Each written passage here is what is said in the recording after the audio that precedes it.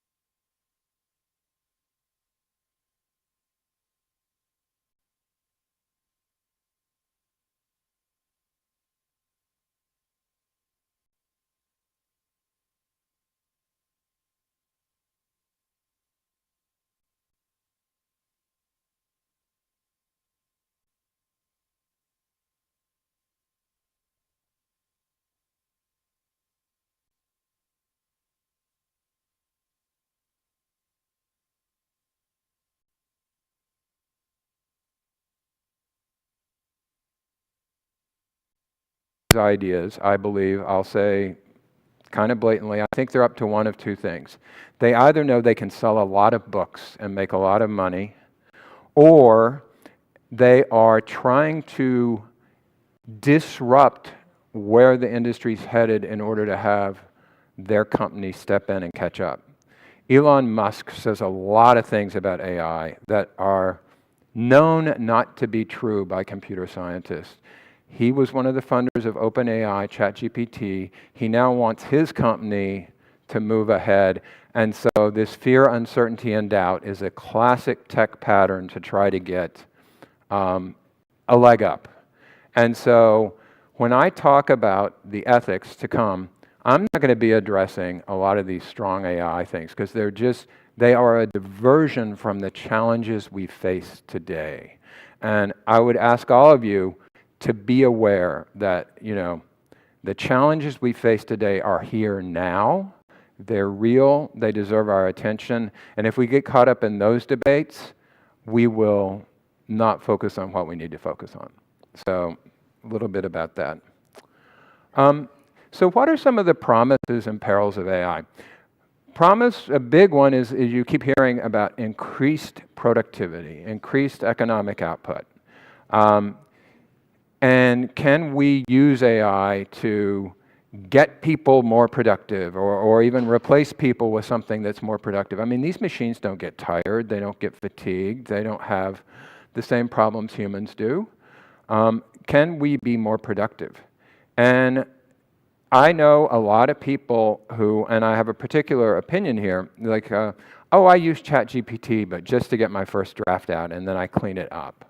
And I think there's a slippery slope there, because there is something about the creative act of struggling with the blank page that is worthwhile.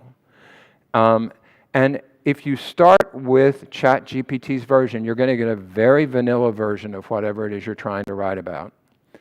And you may be able to punch it up, but it's ultimately really not your work. And so there's this productivity thing is a very interesting, and it's more of a problematic area than we think about. Because if you think about if we get too used to drafting everything there, what happens to the critical thinking skills, the critical organization skills, our ability to put together a cogent argument ourselves?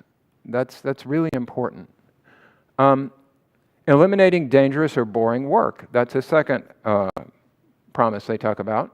That's interesting. Robots that could deal with, certain dangerous tasks, certain, maybe tasks that really fatigue humans.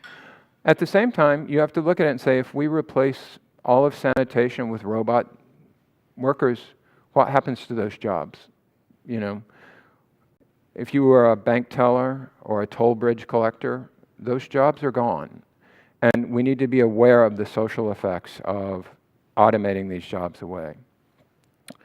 Augmented intelligence, I've talked a little bit about that. Can we be smarter? A lot of the more successful medical AI systems, radiology, radiologist still reads the report, but they are assisted by AI to, if the AI notices, this looks odd here, take a look here. That's a really interesting use case. And predictive intelligence, this is a big problematic one. It could be great in some places, but you'll hear about a couple that will really kind of open your eyes. And the perils very highly are, how many people have read about, and I'll get into it, but how much energy these systems are using? Have people read this, the enormous amounts of energy? Microsoft and Google are way past the targets they set for climate in 2020. And so the energy usage is amazing. Privacy and ownership. These systems are trained on data. And they may be trained on, like ChatGPT, huge volume of written word, 700 million documents. And those documents were written by people, and in many cases, those people own copyright on it. And those copyrights are not respected today. What the companies training ChatGPT and Gemini say is, it's fair use. We're not reproducing what has been written. We're just learning from it. And there's going to be a debate about that. Privacy, you never know if your genomics, your medical record, how it may be used to train an AI. And that's your data. It's not their data. Manipulation and exploitation, this is a huge one. AI coupled with social media has the possibility of making it very difficult to know what the truth is about a situation. And so ethicists worry about manipulation of the population at large, but also exploitation of vulnerable people. And that's a big one. Safety and security. Has anyone in here, let me ask it in the negative, not received a notice that an account somewhere had been subject to a data breach? How many people have not gotten a notice like that? Okay, so we're not great. Us computer scientists aren't great, and the companies we work for at securing data. And imagine somebody's able to break into an AI system and tamper with the fundamental data that's used to train it, it could be mayhem. You may remember Microsoft launched a chatbot. I'm going to get the name wrong. I think it was Tay or Toy in 2017 on Twitter. And people were having a lot of fun tweeting with this chatbot, and suddenly it became incredibly racist, and it just started tweeting, and Microsoft shut it down and apologized, and it was a big thing. That was not caused by tinkering, but imagine if somebody broke into a system, they could create real division and chaos as a result of security. Transparency and bias. Bias is a big one, and you'll hear about this when we talk about healthcare. Was the training data for the AI representative of the population who are going to be treated by that AI, or assisted by that AI? Does it involve different races, different genders, different ages, different genomic profiles? Is the training data trustworthy to make decisions for a broad population of people? So bias is a big one. And transparency is an equally big one. The thing about those people who are doing the top-down work, those systems can explain how they arrive at their conclusions. You can say, tell me how you concluded this, and they can spit out a trail of evidence. Here's how I got there. The connectionist systems, like ChatGPT, no explanations possible today. It comes to an answer, and it's a black box. You don't know how it got there. And finally, job destruction. I don't need to go into that one too deep. We know kind of what that one's about. So ethically, we need to ask 5 questions. What problem are we solving? That's the most important question. So who knows what problem we're solving with ChatGPT? Neither do I. It's an academic problem. It's a demonstration of a capability that from a research perspective is very interesting, but now it's being unleashed in the market and it's not clear what problem we're solving. The second question is who benefits if we solve this problem? To whom do the benefits accrue? And third is who could be harmed? And to whom does that harm accrue? And finally, what are the risks associated with this particular AI? And I won't get too much into the ethical perspectives because we're going to be a little short on time, but I do want to talk about the first one, Enlightenment versus Romantic. The Enlightenment thinkers, and I'm not, historically it came out of the historic Enlightenment, but they had this perspective, they have this perspective, the people who sort of think that way, that science, skepticism, and reason are going to lead to human progress and flourishing. And the Romantics say, that's not it. It's part of it. But we also need enchantment and mystery and wonder. And those two camps are ethically divided over how we think about and use AI.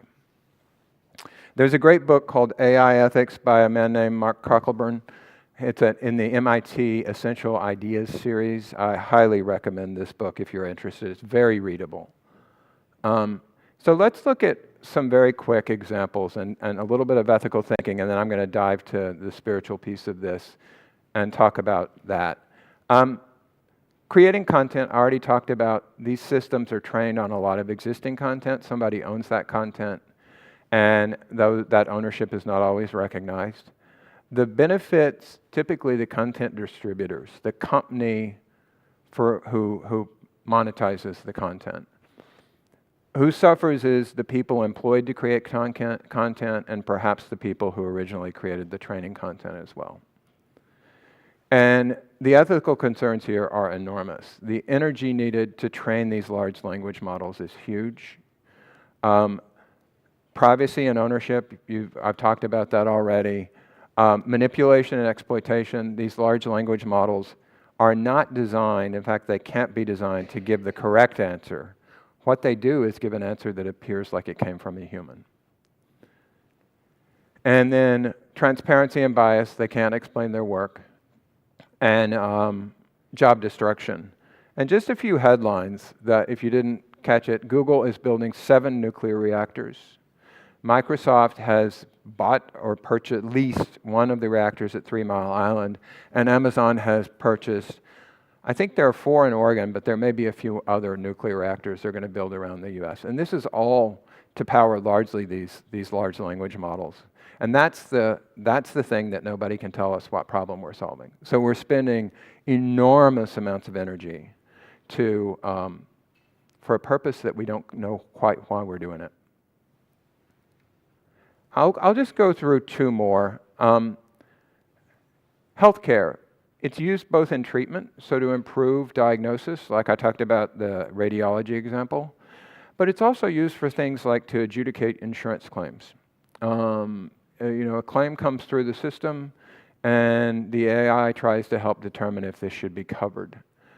You can imagine the harm. The benefit is, of course, in some cases, society or a segment of society, depending on if the AI is widely available. And in the case of adjudication of claims, there may be some social benefit, but it's largely the company saving money. And who could be harmed in both cases is a patient if something is misdiagnosed or a claim is wrongly denied. There's a lot of ethical concerns here. Once again, privacy and ownership, safety and security, transparency and bias. Maybe the claim is from a person that the AI system wasn't trained on, and it's recommended to deny it without an understanding of differences in populations. So, and I'll just cover one more. This one kind of always gets me. There's a system that was rolled out, and in 2017 started to be used widely in sentencing. It's called Compass.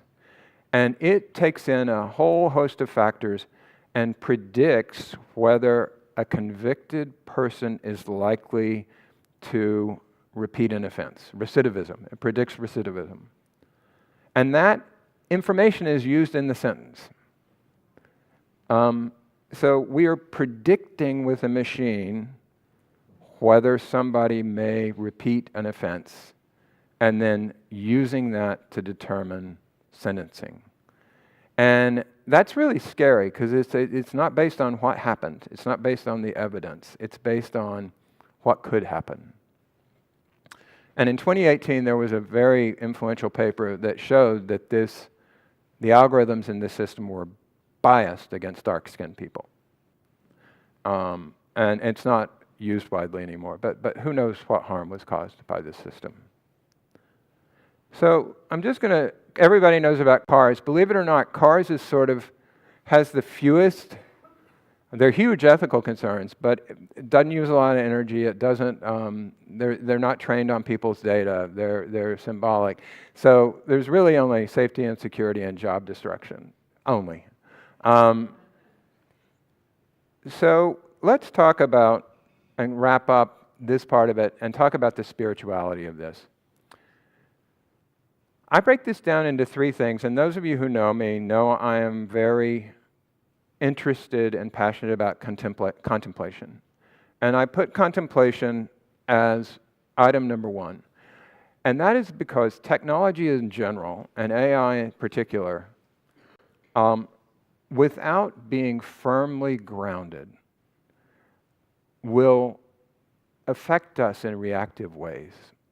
So let me give an example from Facebook. They use an AI system to determine which ad may appeal to a person in a given demographic. So fast fashion, we're going to advertise a lot of fast fashion in the feed, and a young person usually who's really interested in that clicks and buys without really thinking much about what's happened. And because there's an unconscious element to it, there's a fantasy.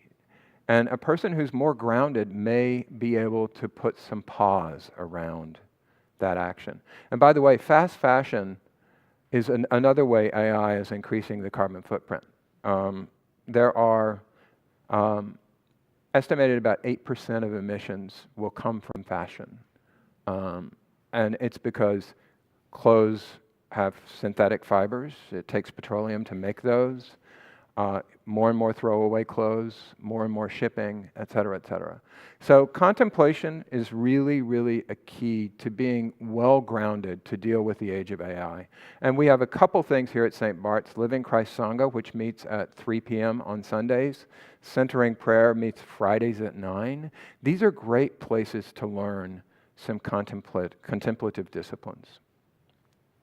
The second is study. Really take time to understand what's happening. It's interesting, and there's a lot of books that are friendly for lay people. The Peace Book Club, talk to Elaine or Andrea, is starting Scary Smart, The Future of Artificial Intelligence and How You Can Save Our World. And reading these kind of books by people who are inside and understand where we're headed can be incredibly helpful. For those interested in diving into the deeper theological issues here, I wanted to set the playing field so we understand the AI before we start to talk about the theology too deeply. But I'll be leading a retreat at Trinity Retreat Center November 21st through 23rd this year. So it's a 3-day retreat that will look at God, AI, and human being. So that's just something to be aware of. You can register at bit.ly/God-AI. And then finally, once you've studied, once you've grounded yourself, it's time for us to come together and discern what actions we want to take. And to take those actions, because I really do believe that if we can shape what is done by and AI is owned by about 5 big corporations today. We can shape how it's applied based on our decisions, our buying patterns, our using patterns on social media. We can change the trajectory of this. It is possible. So I don't want to leave us with a sense of despair, like, oh, all these terrible things could happen. I want us to be informed and be able to enact something. So I've gone a little over my time for questions, but that is where we are, and thank you for listening to my thoughts here.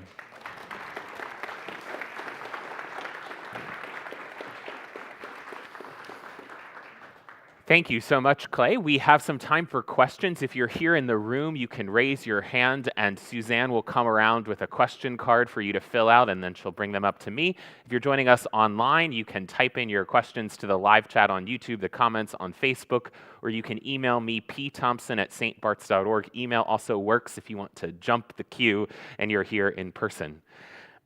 We actually received quite a number of pre-submitted questions. Okay. Today. I usually receive maybe only 1 or 2, but there were several. Some of the questions you've already gotten to. One question we have is on the effect of AI on church practice. You may or may not know there's something called pulpit AI, which helps preachers disseminate their sermons. There's been talk of preachers using AI to help them preach, create worship resources. What does it mean that ChatGPT may help influence our theology? Yeah, so my perspective is assistance and dissemination is great. Helping more people hear what a church is up to can be really helpful. When it comes to the sermon or the theology that's being put forward in the church, I get a little more concerned. ChatGPT and Gemini and some of the other systems, they're trained on these very, very large language sets. And that means they kind of tend toward the most banal writing possible. And it means, so I'd be worried about 2 things. Is the sermon going to be enlivened? Is it going to be catchy? And maybe the user can punch that up. And then number 2, is the theology in line with the pastor's understanding or the priest's understanding of what the culture needs right now? And so when we look at the sermon, one thing I love about St. Bart's is you all speak to the moment as well as to the more eternal message. And that, most of that corpus that these systems are trained on don't know the moment. There's no context. So that's what worries me a little bit about drafting sermons on the system as opposed to dissemination. Can you speak a little more to AI as a political issue? We saw some of those same tech leaders who are working on AI at the inauguration earlier this week. The new administration announced the launch of an AI initiative. I wonder if you can talk a little bit about AI as a political. Yes, it is not lost on politicians and the AI leaders that these systems are potent tools to shape public opinion. And I'll go so far as to manipulate public opinion. So there will be a real interest in A, who controls these systems, B, how they're trained, and C, what channels they go are delivered through, in an effort to shape the public discourse. And this goes back to the contemplative practice, to be able to reground yourself and recenter yourself and take a look at the facts and not be swayed quickly by a reaction, pro or con. The knee-jerk furious reaction can be as destructive as the knee-jerk I'm on board reaction.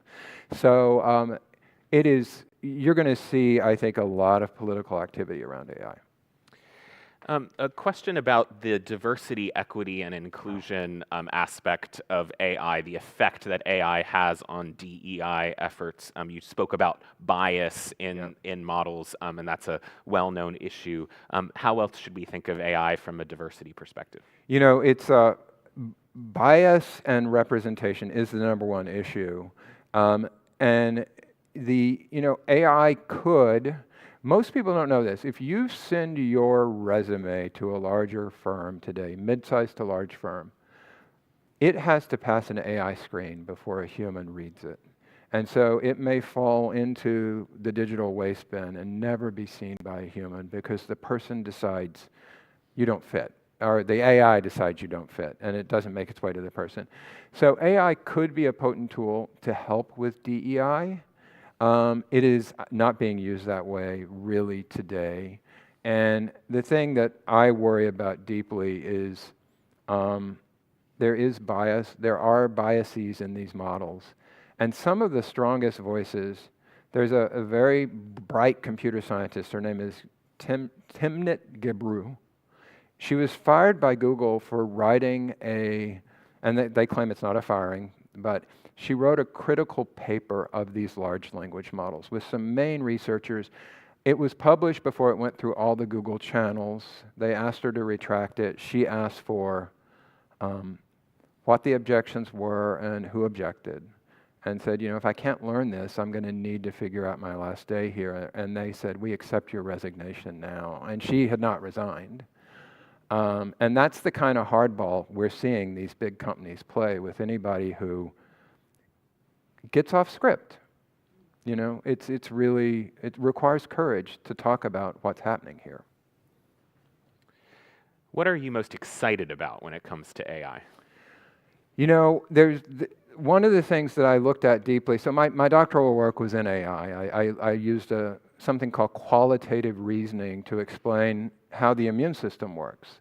And one of the things I'm really excited about is how some of these recommendation systems that determine what information to present could be used in a care setting and try to find the next thing that would engage the patient and keep them on a healthy journey so that they would have a better outcome. This is something I've played around even with the algorithms on how it would work with a colleague who's a neuroscientist. And it's things like that where we look at what is the human struggle not at the level of a corporate entity trying to make more money, but at the level of a human being dealing with a difficult situation, and how do we help them? So those kinds of places is where I get really excited. Can you talk about the effect AI might have on neurology, brain development, and overall intelligence? The questioner is specifically wondering about the effect on younger people as they grow to have access to these tools, but maybe on all of us as well. Yeah, I think So just a disclaimer, I think the jury's really out. There are some very serious neuroscientists. Joe Ledoux, he's professor emeritus at NYU, has written a book called the Four Modes of Existence, and he looks at AI at the end on consciousness, the effects. But I worry about critical thinking. If people are not required, if they can take a shortcut to get that first draft, to get that initial thought down, and to try to make their argument cogent, I worry that there could be a real loss of critical thinking skill in young people. And then the population at the large, I worry more just about misinformation, bias, and we seem to freeze into the positions we hold once they become contentious enough. Even if somebody presents to, there's a interesting study, if you present evidence to somebody that the view they hold is probably wrong, really probably wrong, they'll double down on it. They'll dig in their heels. And we freeze into the positions we hold. And I really worry how AI could affect that. Another questioner points out that AI can write poetry, it can create art, it can do lots of complicated coding, and wonders why this is not something, even if it's imperfect right now, not something that's moving towards strong AI.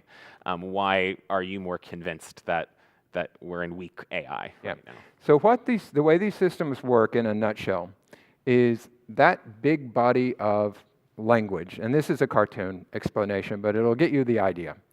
That big body of language, the system is basically, and the paper that Google researcher wrote called these systems stochastic parrots. They have some randomization built in, and they know how to parrot the next word or the next phrase. They don't understand what it means, okay? And the way they do that is they'll look at what they've written so far, and from that giant body of language, the neural network would say, what is the most likely next word, based on what these 700 million other documents have in it. So it's just finding associations between words, and it's a marvelous way to spit out sentences that look like they were written by a human. So they are writing poetry, but they have no idea what they're writing. My husband's a poet. He's here. We played around where we'll say, write a poem in the style of David Groff. And it will get the themes right. Mortality, longing, all of these things. And it will write it so that it rhymes. David does not write rhyming poetry. And so you look at it and you go, okay, it's got this idea about poetry. It has it doesn't know what it's doing. So strong AI would actually know what it's doing. It would understand the meaning of what it has done. And these systems aren't doing that. I may or may not have asked ChatGPT to write a sermon in the style of Peter Thompson. so there we go. Yeah.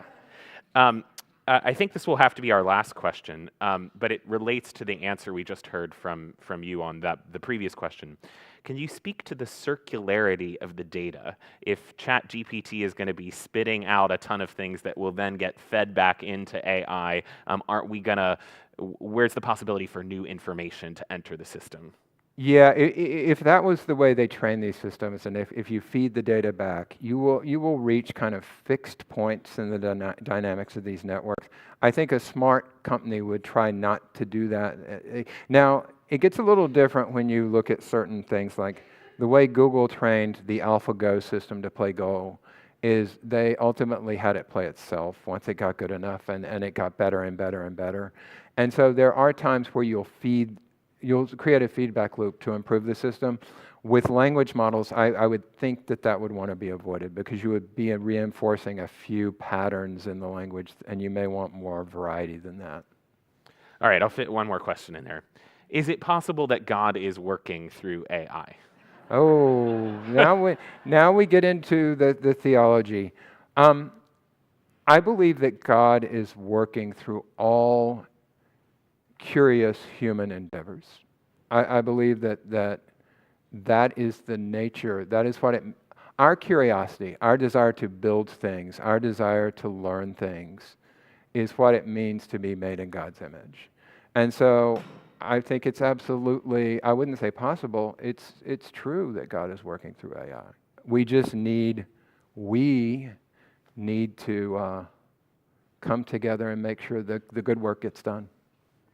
Well, I'm sure this is not our last conversation on this subject. Please join me in thanking Dr. Clay Williams. Thank you all.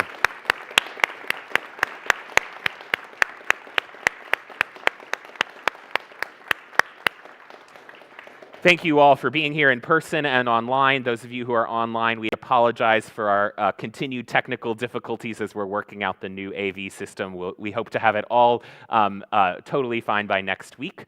Whether you're joining us in person or online, we hope you'll stick around and join us for worship at 11 a.m.